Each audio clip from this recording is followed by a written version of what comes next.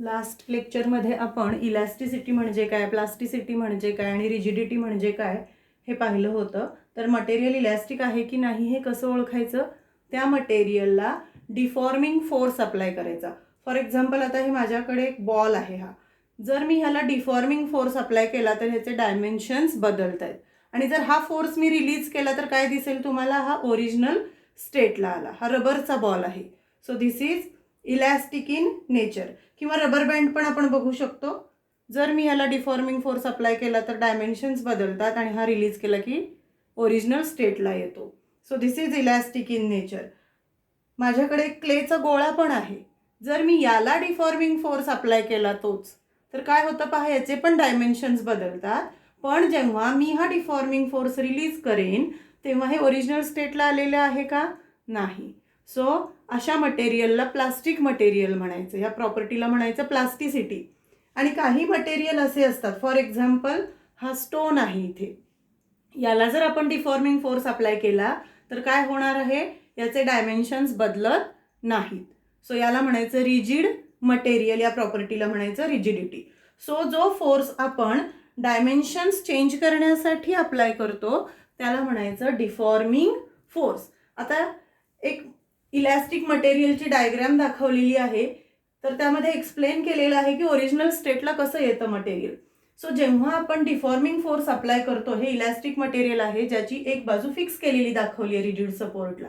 So हळूहळू हे compress होणार आहे. पण त्याच वेळी आतून एक इंटरनल फोर्स डेव्हलप होतो इलॅस्टिक मटेरियलमध्ये, जो ह्या फोर्सला अपोज करेल. सो काय होईल पहा, जसजसं आपण कॉम्प्रेस करत जाऊ तसतसं हा इंटरनल फोर्स याला अपोज करत जाईल.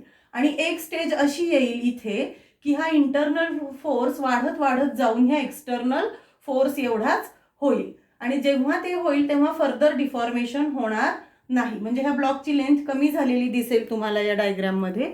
सो ओरिजिनल लेंथ जर कॅपिटल एलने दाखवली आपण आणि कमी झालेली लेंथ जी आहे ही स्मॉल एल जर म्हटली, तर फायनल लेंथ किती होणार आहे, capital L minus small L.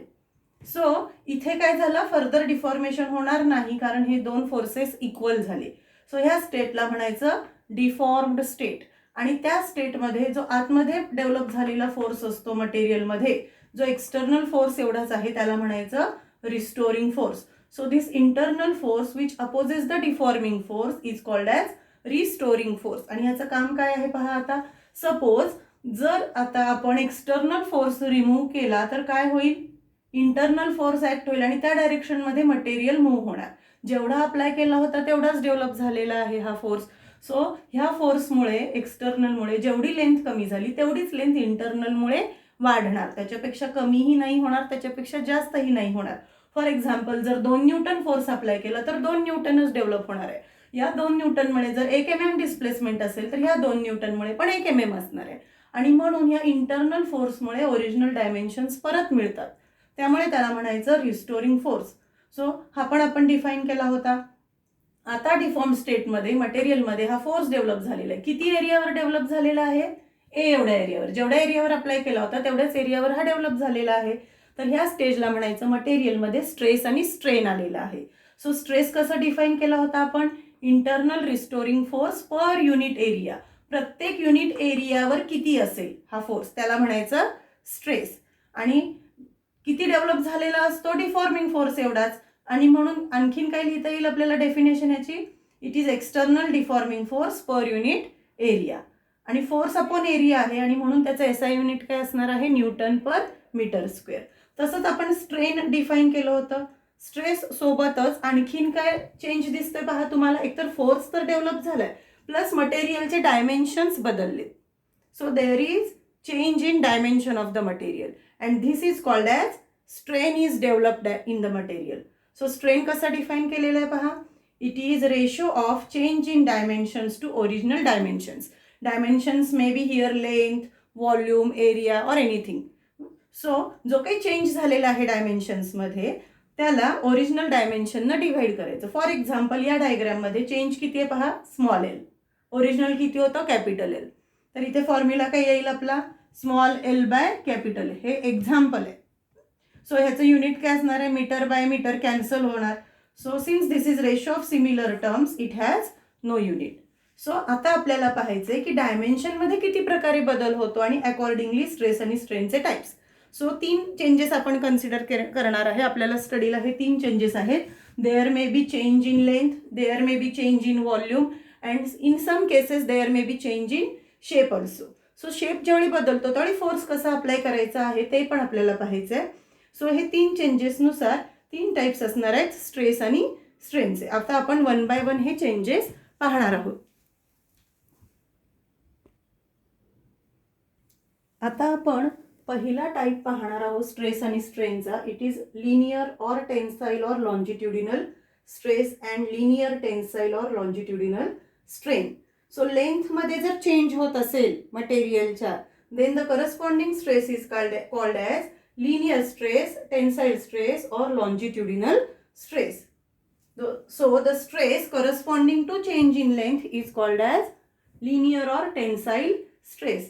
तर लेंथ मधलं चेंज कन्सिडर करायचं आहे म्हणून मटेरियल पण कशाच्या फॉर्ममध्ये घेतले पहा.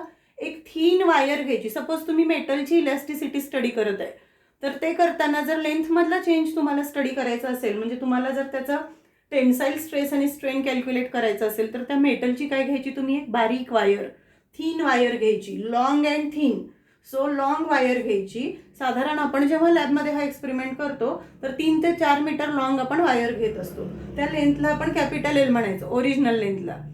आणि ह्याची लेंथ वाढत जाणार आहे नंतर आपण फोर्स अप्लाय करणार तसं. तर आधीच ही लेंथ मोजून ठेवायची, ओरिजिनल लेंथ. त्यानंतर त्या वायरचा डायमीटर मोजून रेडियस पण काढून ठेवायचं त्याचं, कारण आपल्याला एरिया काढायचा आहे जिथं आपण फोर्स अप्लाय करणार आहे. सो रेडियस जो आहे तो स्मॉल आरनी दाखवलेला आहे. आता कुठल्या एरियाला लोड अप्लाय करणार आहे पहा आपण, वायरच्या लोअर एंडला.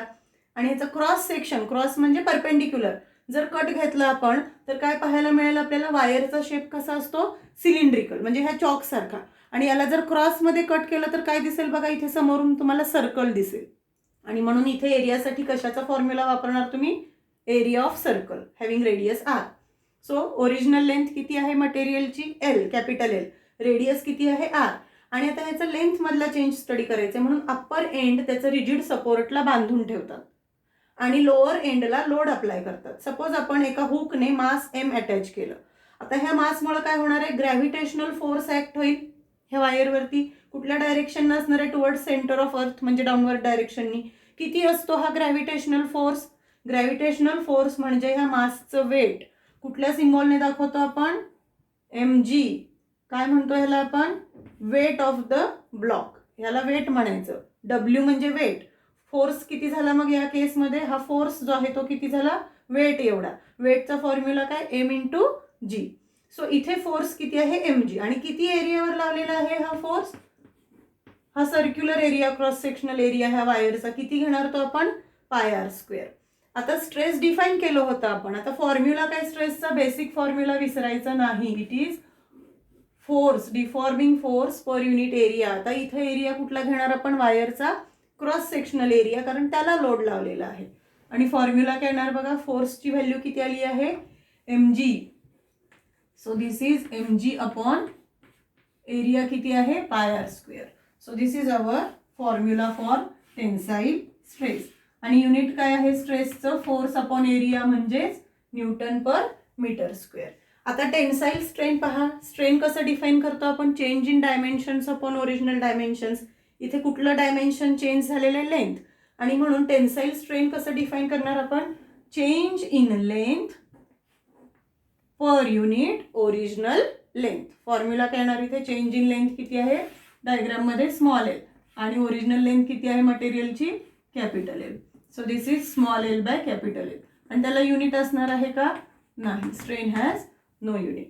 So this is tensile stress and tensile strain. Next type बघूया आता आपण.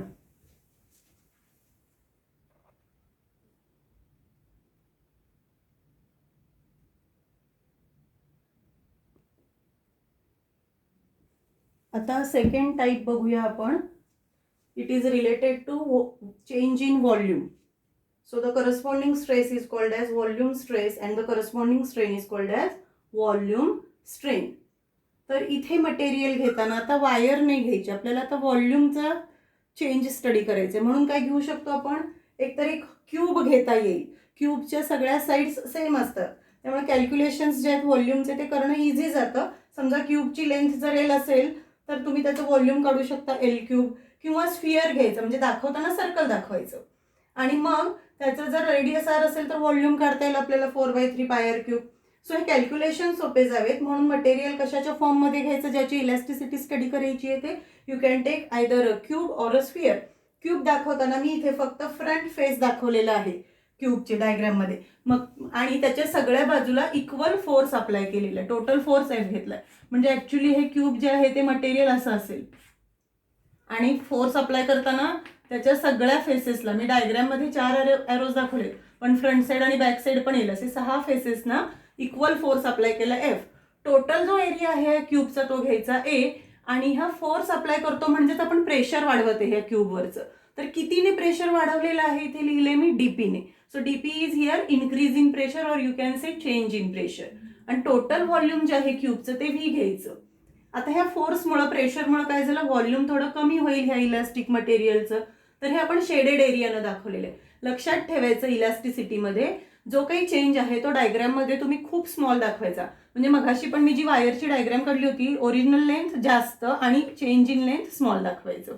सो डॉटेड लाईन्स किंवा चेंजेस जे आहेत ते आपण स्मॉल दाखवणार आहे सगळ्या डायग्राम्समध्ये, जिथे जिथे चेंजेस असतील तिथे. तर ओरिजिनल व्हॉल्यूम व्ही होता आणि शेडेड एरिया म्हणजे डिक्रीज इन व्हॉल्यूम आहे इथे. किती घेतले ते डीव्ही, तर नवीन व्हॉल्यूम किती असणार आहे व्ही मायनस डीव्ही. हेच एक्सप्लेनेशन या डायग्रामला देता येईल. हा स्फिअर आहे ज्याचा टोटल एरिया ए आहे, टोटल व्हॉल्यूम व्ही आहे, total force applied is F here, change in pressure is DP, change in volume is DV and new volume is V minus DV. Now volume stress कसं define करणार आपण, the stress corresponding to change in volume is called as volume stress. Formula काय volume स्ट्रेसचा येईल इथे, force upon area. किती force apply केला आपण एफ, किती एरियावर, टोटल एरिया घ्यायचा आता इथे ए. आणि ह्या फोर्समुळे प्रेशर वाढलेलं आहे ह्या ब्लॉकवरचं, आणि प्रेशर सुद्धा कसं डिफाइन करता बघा तुम्ही, फोर्स पर युनिट एरिया. आणि म्हणून हाच फॉर्म्युला प्रेशरसाठी पण लिहिता येईल आपल्याला. So it is here change in pressure. या डायग्राममध्ये आपण इन्क्रीज इन प्रेशर दाखवलेलं आहे. जर ॲरोज उलटे असते फोर्सचे तर व्हॉल्यूम वाढलं असतं, त्या केसमध्ये DP will be decrease in pressure. So volume stress is defined as change in pressure which is again force per unit area. आणि याचं युनिट काय येणार मग, प्रेशरचं सुद्धा एसआय युनिट किंवा force per unit area newton per metre square. So this is volume stress. आणि आता व्हॉल्यूम स्ट्रेन कसं डिफाइन करणार पहा आपण, change in volume per unit original volume. Change किती झालेलं आहे व्हॉल्यूममध्ये डायग्राममध्ये पहा, डीव्ही अपॉन ओरिजिनल व्हॉल्यूम किती आहे V. So this is volume strain. Again this is ratio of two similar quantities, so it has no unit. So this is volume stress and volume strain. आता आपण next third type पाहूया.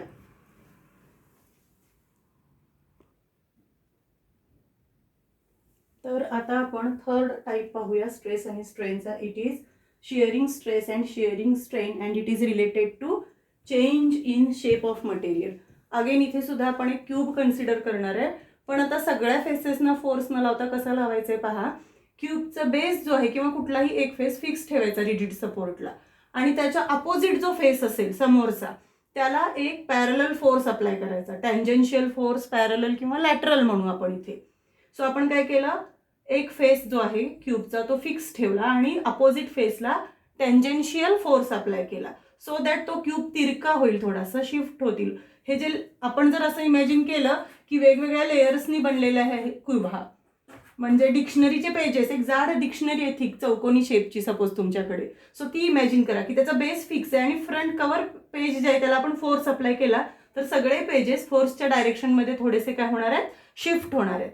आणि मग ही जी displacement आहे त्या केसमध्ये आता आपल्याला इथे स्ट्रेन मोजायचं आहे.